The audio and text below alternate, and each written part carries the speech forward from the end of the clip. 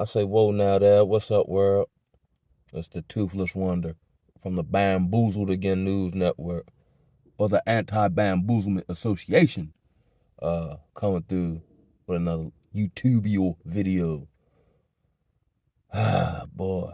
It's real in the battlefield. Like, I gotta collect my thoughts concerning this. And I guess I'll title this one just in relation to brokenness. And not only do I perceive as I've been on this path of healing others' brokenness, or a lack of desire to work towards healing, um, I see, um, damn, like how do I go with this? Cuz I don't think people really want to be healed or be actually better human beings. I think they actually want to continue to do what they do without the consequence. Um, and I'll give you another story from work again from a treatment center, which makes it more pronounced because we're actually supposed to be helping people, right? But like when Yeshua said, uh, "You turn my father's house into a den of thieves," right? Here, where I live at on the eastern shore of Maryland, and I'm only speaking for the Pacific location I work at, and I've heard other stories other places, right? But I can only talk about my experience. The treatment center has now become a den of predatory sexual behavior, right? And that's just that's just the tip of the iceberg, right? Um, so I'll lay out the giddy up. So, and the crazy part is it's mostly, actually all of it is female staff in relation to male clients. Okay, cool. We have one male client in question, you know what I'm saying? And there are like 3 or 4 females that's on it, right? And no hate. I don't want to fool with them, you know what I'm saying? 'Cause I know better. And they ain't gonna benefit me none. Uh, but again, he's in treatment, so he's working his he's working his mojo. Um, so there's another, staff member that works in my department, right? So my spidey sense start tingling, right?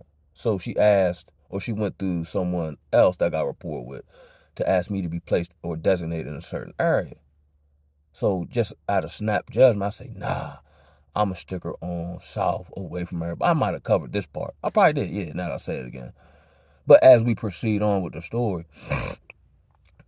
after, whatever, um, it's come to light that, she was working at a by the cafeteria. So they have to take trash out, so on and so forth. So of course main man gonna help her. So they can get their brother. So we all see him up there all day long. Like, people eyeballs work.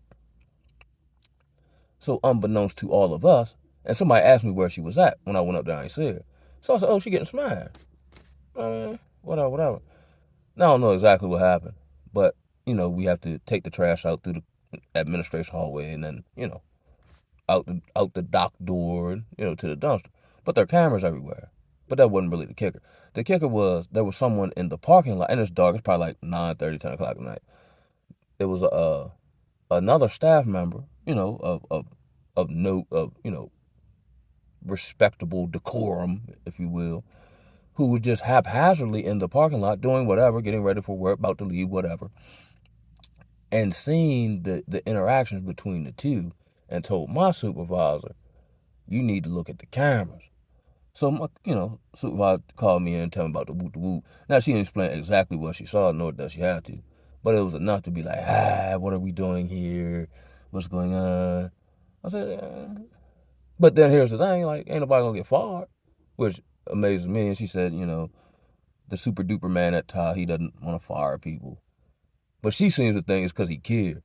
He not firing people because he don't want to keep hiring people. He just want to keep the machine running. I don't care what nobody said. But here's what I wanted to get into, right? So now this has all come to light within the institution, right? Everybody know. You know what I'm saying? Word travel fast. And this is what I'm perceiving, and this is what I'm talking about, brokenness, right? So there's the one girl in particular, who now is hanging out with this particular girl, is defending her, talking about, well, somebody telling her they must want him to do. I'm like, yo, that's irrelevant. She got caught on camera, yo. Well, what they see? Enough? It's like, what? So now I'm hitting on with the rock eyebrow, like, enough? Like, what, you a lawyer or something? And I just noticed, like, the energy towards her is changing. And then I had a snap thought. I'm like, man, I'm starting to think you out that mile. Now this is the rumor swirling about her, cause he got a homeboy. Now you close with her. You know what I'm saying? So I do my research. You know what I'm saying? Cause everybody telling on each other. You know what I'm saying? So I come up that that may be the case. And then I kind of sit back. You know what I mean? Or behaviorally speaking, it's not far fetched, right? But now interacting with her, like she real like defensive. Like she'll try to like see what I know. You know what I'm saying? I'm like, so again, in the back of my mind, I play it cool. I'm like, yo, why? Like, why is this concern? If you don't got nothing to do with it, like, why you know what I mean? Oh, nah, I don't got nothing to do with it. Da, da, da, da. Oh, okay. Well, why you ain't easy like me? And I just give him one of them looks like, like I don't believe him, but I'm playing it, whatever. And then she be caught my attitude with me. So I'm like, oh, you is out that mob. Damn, Joe. Yeah. And then she tell me she went out with the girl last night. Which, you can't tell nobody what to do when they outside of work. But with all this in question and everybody knowing, you then go out with her, knowing she living foul. But then if somebody want to put y'all two together in something, you claiming you don't know why and how and all that. Birds of a feather flock together. And when I first got back, like, unless I was oblivious or just didn't take note of it, like, y'all was cool, but not to the degree y'all gotten cool now. And it seemed like y'all gotten cooler since main man then came into play. And then he got his homeboy, he run with it there. Like, man, that shit crazy. But I had to take a personal day just to reflect. Cause now I just perceive like everybody's a motherfucking demon. Or whatever's lying dormant inside them, if you put them in the right situation, you'll see where they at with it. Cause she done totally switched her style up. Like, she even dressing different. I just thought about that. You know what I mean? Like, wow. I'll be honest with you. Man, this shit's sickening, bruh. How they say in Chicago on phoneme grade, this shit's sickening. Like, yeah. Like, I can't take none of these people seriously, yo. Like, I see them, and I just start smiling. Like, they're like, go ahead, Cal, go ahead. Like that, that guilty conscience or whatever. I say, hey, I'm just looking at it. You know what I mean? But of course, I ain't gonna listen to you. You gotta know, there's no substance to your words. It's just empty words flying out somebody's mouth. And I've been stopped listening to that. So then, like, I don't take them seriously, right? So here's how to, and of course, I have to pray to the Most High for direction and, so I don't lean to my own wisdom, understand, or try to, uh, step out of sovereign will because of what I feel or what I want to say I do and don't want to put up with. But I don't want to put up. I'd rather not be around them people, to be honest with you. To be totally honest. But if something come down the pipe where they try to turn, he'll remove me or whatever. And my conscience clear because I don't even get down like that. I don't even fool people in real life.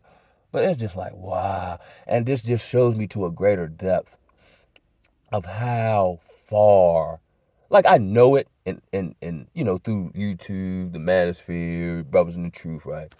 But to see it in my everyday life, to see how it affects people, to see people change. This spirit of darkness, I don't know how it is everywhere else, but I'm in small town USA. This spirit of darkness and harlotry and delusion and brokenness is all over the damn place. Like I said, I work in treatment. Everybody got life situation, woo, right? But you essentially have broken people helping other broken people, and everyone's just breaking each other. Under the God, just like let's say the black church. People go to the church, but ain't nobody getting quote unquote saved or sanctified. Ain't nobody growing in their knowledge of the God. You know what I mean? They just going. And that's why I feel like I'm just going to, well, I guess you got to go to work. But nobody's healing. Nobody's quote unquote recovering. No one's gaining any kind of skills that help you just in life, period, outside, like self-awareness, personal accountability. Everybody's scared of all that. And then if you call them on it, they start talking about some other stuff. Oh, man, I ain't talking about that. I said this. You know what I mean? It's crazy, yo. And I also feel good, like, I guess I am protected. And like they can't fool me mentally. Like all that stuff they be trying to do, like pull information out of me or see if they can trigger me to woo woo. And that shit, I can already see what you're doing. So I bust out laughing. Like I don't think they've ever, and it, not that I'm a big headed guy. I don't think they've ever seen anybody from a mental standpoint, from a spiritual standpoint on my level. But of course, I had to go through the rain, the pain, the fire, and the hurt and all that. Um, so now it gives me more credence to lean more to, you know, Yahweh, you know what I'm saying, to sanctify me, to lead and guide me, you know what I'm saying, try to the best of my, not act on my own accord or out of emotion. Because all the stuff like he started over a decade ago gives me the ability to navigate this murky water that I see now. So he short-stopped my life so I could have one now and be able to, navigate with wisdom, discernment, whatever the case may be, in an environment where everyone is just, I would like to say, growing colder and darker and just losing all morality or any sense of shame. I think that's what is that in Timothy when it talks about people be lovers of themselves, lovers of money, boastful, proud. And that's another thing. Now I haven't seen the girl. I think she was. I don't know if they suspended her, like whatever. And I'm almost to the point I don't even want to work with her because I don't want to see the shit, man. And then no, we doing right, and then they still there, and man, I'd rather not even be there, yeah. But anyway, that's the part. Like, there's no shame. Like, it's actually proud, pride, until the consequence comes, and that's what I'm trying to hammer home to the leadership. But that might get stonewalled for whatever their priorities are. Like, behavior persists unless there's a consequence for it. But if there's no consequence, then the problems persist and they become magnified. Me personally, I like problem solving. So having shit lingering don't make no sense to me, nor do I want to be a part of it. Because if I had any say so, and depending on the situation, I might give myself the say so to do it. Because this shit out of order, and if it's out of order and I'm in it, it make me look dumb. Or I remove myself, and y'all can look dumb on your own. Because I got some other stuff going on. But I'm going to let my higher power lead me and guide me in that. You know what I'm saying? Because I did learn that I made that mistake before. Because it was so wacky, wild Kool-Aid style, I just bounced. And I prayed on it, but I didn't wait for an answer. So I was out of work about 7 months. Now I tried other job, but that didn't work. Or my spirit wasn't in it. So I can only do what the spirit allows, right? Um, and at the same time of teaching me that correction, he sustained me in it. I got my license back, bought a car. You know what I'm saying? I'm still able to pay my bills. You know what I'm saying? So that's what I learned out of that one. And I don't even mind making mistakes. Because I can turn a mistake into a good thing if I learn something from it. That way I don't keep making it. But man, these people, man, I just want to come through the quiver. But it's just, I think that's what's repulsing. The lack of shame and how proud they are and how they defend the shit.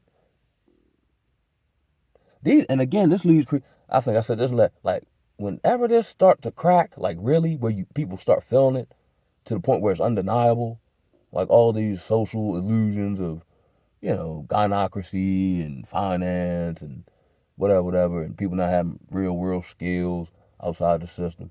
When all that shit start cracking, I pray to the Most High, I'm nowhere around these people. I don't want to say it. Prayer, but it's His will, but I don't want to say it. Because this is actually saying it to this degree is sad. Like, damn, Joe. Because these souls at stake, mine as well. But God damn, God. And I tell them, I give them, my knowledge and wisdom as far as I got it, for not to heap people to me or make, you know what I'm saying? I'm just here to help. If I know something, I feel like I help you. They ain't called me nothing, you know what I'm saying? But God, the mercy, no. I pray my strength in y'all, man. I'm going to holler at y'all. Oh,